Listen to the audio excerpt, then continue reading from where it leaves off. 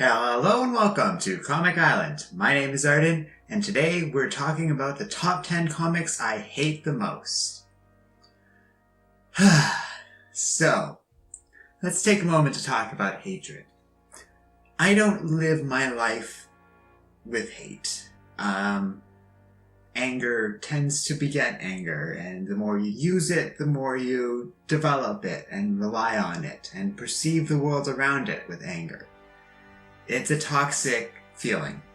It doesn't contribute anything to society and will poison you if used in excess. Now, all that being said, there are some comics I really do hate. There are comics bad enough they are worthy of hatred, and what those comics are an inherently subjective thing, even if some of these on the list are the worst comics ever made, at least as they are widely considered. So I say all that to sort of give a little bit of pretense. We're going to talk about comics I genuinely hate, but, I don't live my life hating comics. I don't consider myself defined by these comics I like the least. But these are the comics I like the least.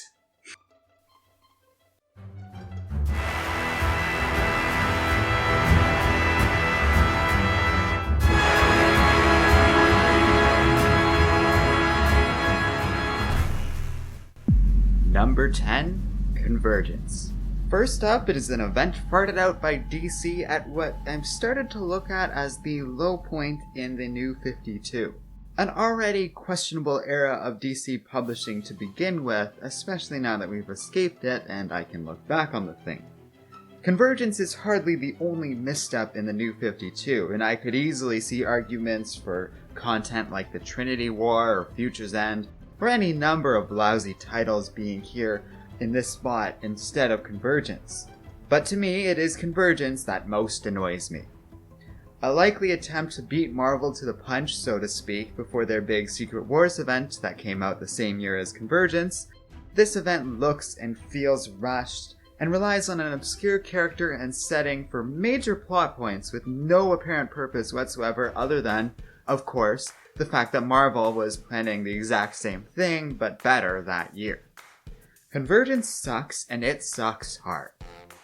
The only thing that saves it is a few interesting tie-ins, and it was very cool how all the different tie-ins were divided up among past eras and universes in DC's history. A few potentially interesting yet ultimately pointless tie-ins aside, everything about this event annoys me. It reeks of rushed effort and laziness on the part of DC, and the tendency to try and copy Marvel at this time really didn't endear me much with the company. Of course things would get better for DC, but as for Convergence, it's one of the most utterly and completely useless events I've ever read. Number 9, Age of Ultron. So now that we've gotten an example of a lousy DC event out of the way, although believe me, there's plenty more, it's time to turn our attention to a major Marvel event I outright hate. Like DC, there's no shortage of examples among these lines of major crossovers within Marvel, often ones with cool ideas behind them that just fell apart completely in execution. Age of Ultron is a lame-ass time travel story with decent art, but otherwise lacking in consequence, purpose, or entertainment value. The tie-ins are repetitive, depressing, and don't have any point to them. The main story is cheap, transparent, and resolves itself in such a way that most characters don't even remember what happened in the event.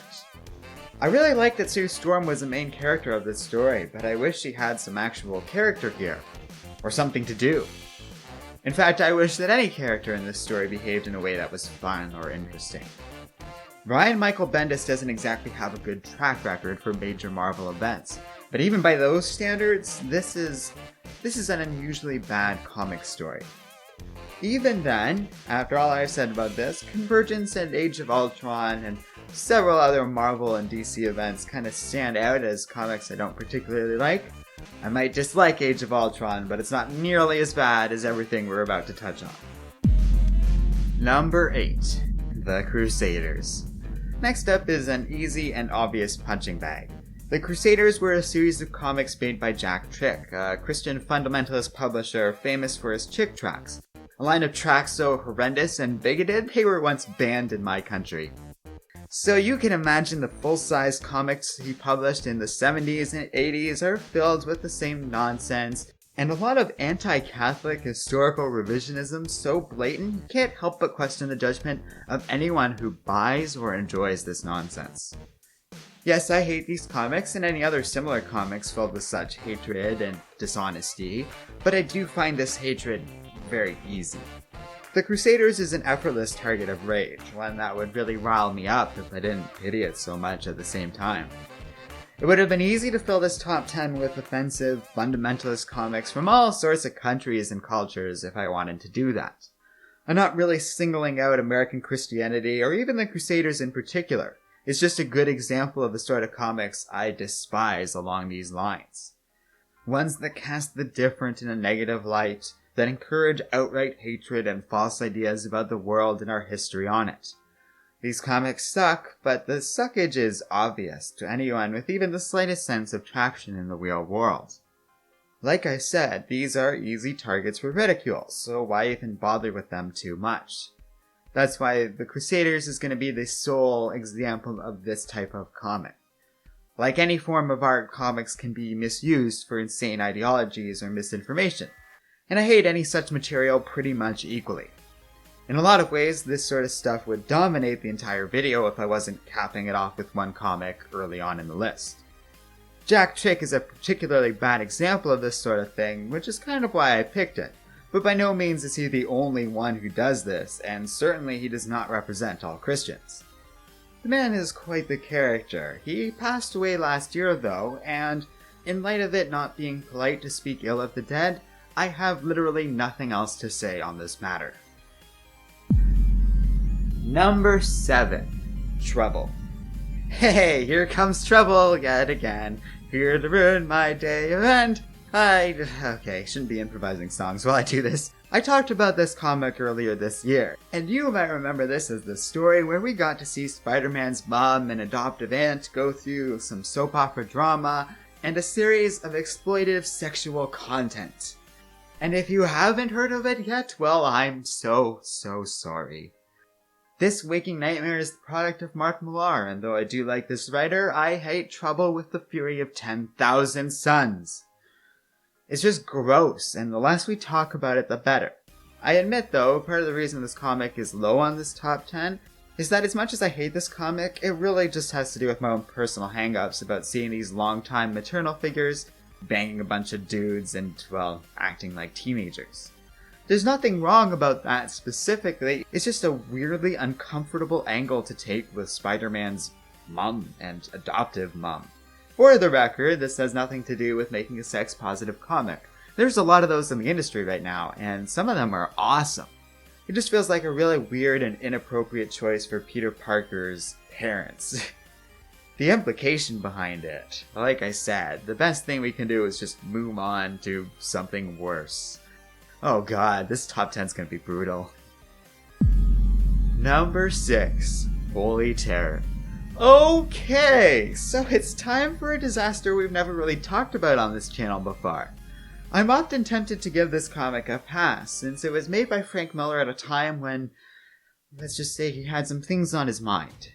Holy Terror is infamous for depicting obvious analogs of Catwoman and Batman running around the Middle East killing Arabic people, en masse, and that's pretty much it.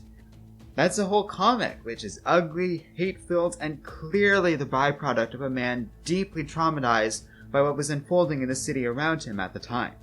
To be fair, Frank Miller has always consistently said the message in this comic, or at least the message he was trying to make, is that he doesn't have anything personal against the people from the Middle East, but he sure has formed some strong opinions about their terrorists. I try not to hold this against Frank Miller for this reason. And that's a good thing, because the optics of this comic, like no matter how you try and frame Holy Terror and the motives behind it, it pretty much just amounts to bad fanfic that very much treads on the horror of ethnic cleansing. It doesn't really matter what color the people these so-called heroes are fighting. The way this comic reads, it's bigoted in tone, if not intention. And to be fair, there's a way to do this content without coming across as bigoted. The real Batman and Catwoman just went to the Middle East and beat up a bunch of people there. But they were all League of Assassins people, and they were working for Talia al Ghul with a bigger purpose behind the story. Nobody, as far as I have seen, has called that comic racist, because it's very clearly not. Yet Holy Terror has earned that scorn, and I have to say, looking over this comic, it pretty much deserves it. Even if you set aside all the nonsense around it, this comic is full of terrible dialogue and even worse art. It is not worth my time or yours. I hate this comic because it symbolizes a horrible event that had such a bad effect on a writer I genuinely care for that it twisted him up on the inside. That's what this comic means to me, the gradual destruction of Frank Miller. Where other comic book creators at this time in history resorted to messages of hope and uplifting ideals, Frank Miller seemed to turn the other direction, towards hatred and darkness. And that sucks. That's depressing. Everything about it is just sad and frustrating. So let's move on. Number 5. Marville. And another comic that we've never talked about that's just god-awful. Marville is one of those comics that is so bad you honestly have to keep tracking that this thing is real. It's at least an attempt to satire the world of superheroes, but it reads like the most snarky, spiteful piece ever written in that regard. Looking over this comic, I can't help but wonder if writer Bill Jemas even liked superhero comics to begin with. And given that man's career and eventual departure from Marvel Comics, I'd say the odds are pretty even in that regard either way. This is, after all, the same guy who had a hand in making Trouble a thing, so you can imagine what kind of horror show his own comic is. Superheroes run around the world beating people to death, still jokes are doled out left and right, and it tries to be edgy and political but ultimately just comes across as lacking any real sense of spine to it. And it's full of just weird nonsense I don't get. The criminal justice system is sexualized, apparently in some attempt to make an intelligent political point that I'm sure makes a great deal of sense on Mars. Oh, and God shows up to deliver some pretty strong messages of creationism, as Jemas' own theology creeps into a book that's supposed to be making jokes, by the way. Like, I don't know why creationism themes got in here, but okay. After 6 issues, this miniseries ends without any explanation to the baffling nonsense we've just witnessed, only a wake of insane imagery and stupid ideas left behind. It sucks, and I'm glad Jemas was forced out of the company not long after this. Last I heard, he was part of a failed third-party comic book publishing company associated with Take-Two Interactive, and otherwise runs a company that translates Bibles. This guy is weird, but at least Origins was kinda cool. Kinda. Number 4. The Dark Knight Strikes Again. Well, if you thought we were done talking about Frank Miller, you were wrong. The Dark Knight Returns, though not my favorite comic, and, if you ask me, is a bit overrated, is still a seminal Batman comic, deeply influential in the industry, with a great deal of merit to it. I will still remember my friend coming home from his first sociology class, proudly showing off that this graphic novel was part of his course's required reading. That's cool, and as you might imagine, the excitement for the sequel was pretty high before it came out. Then The Dark Knight Strikes Again came out, and nobody was excited anymore. With notoriously awful art, a story that strips away all the fun and mystique of the original Dark Knight Returns, we're left with a weird story featuring an old man, bitter and angry at the world around him, lashing out at whatever the cost. Ahem. It's pretty awful, and the story, borderline indecipherable. The artwork seems rushed and is strikingly bad, like in a way that can't be compared to many other comics in the entire history of this industry. If this was some attempt at irony, it is dated as hell and just doesn't work. And if it's meant to be taken seriously, God help us all. Number 3. One More Day. We've talked about a lot of terrible comics today I've never mentioned before, but now it's time for one that I can't seem to escape. If you don't know how I feel about One More Day, I suggest you look through some of our older videos for a more full analysis of this thing. But don't worry, if you go through our videos, you'll see me talk about it sooner or later, because I always seem to come back around to this story. I'll summarize my thoughts on the whole matter here, though.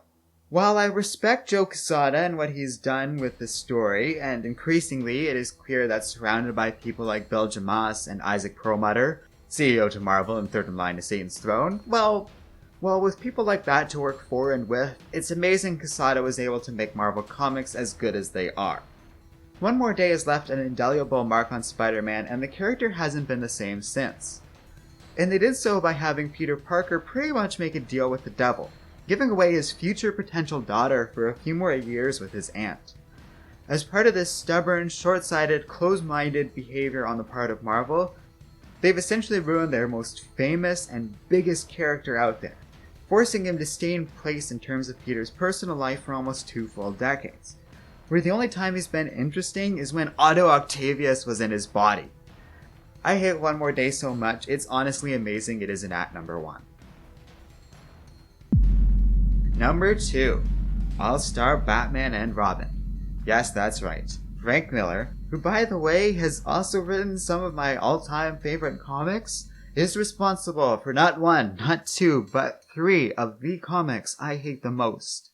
Absolutely and without a doubt, by the way. It's a real sad situation the more I think about it. Here's a writer with real brilliant moments early on in his career, and somewhere along the way kind of lost his mind, or something. I've heard a lot of speculation of what happened to Frank Miller. It's kind of a topic that fascinates me. He and his wife being mugged had a particularly dark effect on the man, and as the events of September 11th had a deeply and visibly traumatic effect on the emotional state of the writer. The divorce he went through later likely didn't do him any favors either, and there's evidence it became very difficult to work with, at least if the lawsuit's any indication. While the dip in quality of his work has been so pronounced and striking, there are few others in the comic book industry who have had a career that can be compared to Frank Miller. Whatever the case, modern Frank Miller comics tend to be a cavalcade of off-putting art and content well known for just how bad it is. His dialogue has gotten nutty, while his writing indicates a man with a rather bleak view of the world and the people around him. His characters have turned sour, ugly often by visual design, but always in their mindset. It's one disaster after another, and to me, the biggest turd in the bunch has to be All-Star Batman and Robin. The art in this one is actually good, as Jim Lee has been roped into the mix, and it might be some comfort to the man that no matter what he does with his career now, his incredible artistic talents will never be wasted as badly as they were for this comic. Though the art is good in that mind-boggling Jim Lee sort of way, every single thing is wrong with All-Star Batman and Robin's story. Every bad Frank Miller habit I just mentioned is on full display here, including some stuff I neglected to mention, like some pretty questionable views in regard to human sexuality. Batman and Dick Grayson, age 12, are written so badly. With only a couple of exceptions, they are uncaring and gross in their attitudes and behavior. Batman is a full-on monster who abuses the hell out of a very young Robin. Again, like The Dark Knight Strikes Again, one has to wonder if this is some sort of satire on superheroes. But if it is, it misses that mark so badly, it's hardly worth consideration as some clever take on the relationship between Batman and Robin, or the modern take on Batman. Because it's just the worst possible take on Batman. I hate this comic so much. It's a weird mix of stupidity, a lack of self-awareness, and so much over-the-top silliness while it tries to take itself seriously that it just becomes this hot, unfinished mess. I loathe everything about All-Star Batman and Robin, except for, of course, the art. Overall, without exaggeration, this is one of the worst things ever made with Batman's name on it. Thank God Jim Lee has been too conveniently busy to finish this story, and does not really say everything about it. That it's actually for the best nobody bothered to finish this awful foray into character assassination. And again, it is mind-boggling that this title is not number 1. Number 1. Ultimatum. So this is how One More Day and All-Star Batman and Robin got the silver and bronze medal. While anything is possible in this industry, it is unlikely there will ever be a comic I hate more in my lifetime than I hate Ultimatum. The brain genius of Jeff Loeb is responsible for this stew of a crossover, for what was then many various alternate takes of Marvel characters referred to as the Ultimate line of comics. Before the days of Miles Morales, the Ultimate comics were, in my eyes, an underrated way to help get newcomers into comics. By starting over completely and just throwing out all the mainstream continuity, it was a lot easier for new readers like then teenage me to get into Marvel Comics. It was a wonderful tool and the reason I have a lot of affection for Ultimate Comics. Ryan Michael Bendis' Ultimate Spider-Man in particular stands out as not only my favorite Spider-Man run ever, but one of those comics that is pretty much the reason I read these things to this day. Hell, I even liked the more divisive Ultimate comics like the X-Men, Fantastic Four, and the Ultimates. So you can imagine my dismay when that all came crashing down horribly during the event Ultimatum, where Magneto goes crazy bananas, steals Mjolnir, and pretty much drowns New York City. What unfolds is the ugliest series of gore, death, and destruction I have ever seen. Ultimate Comics, which has always leaned towards being over-the-top and bombastic, owing to them being out of the main canon, lost its damn mind. So many characters die at once, often in graphic and deeply disturbing ways, which we probably actually can't show you uncensored on YouTube. It's that bad. While Magneto, who was always deeply complicated, and his Ultimate counterpart was particularly vicious to begin with, is so disgusting and hypocritical, it's actually a relief when Cyclops blows his brains apart.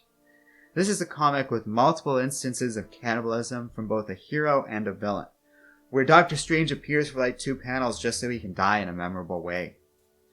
There's one thing I like about this entire thing, and that's an entirely dialogue-free comic for Bendis' Spider-Man tie-in for this event. It's deeply moving and a powerful demonstration of how inspiring Spider-Man can be in the midst of a disaster. The rest is a hot, insane garbage bag of nonsense.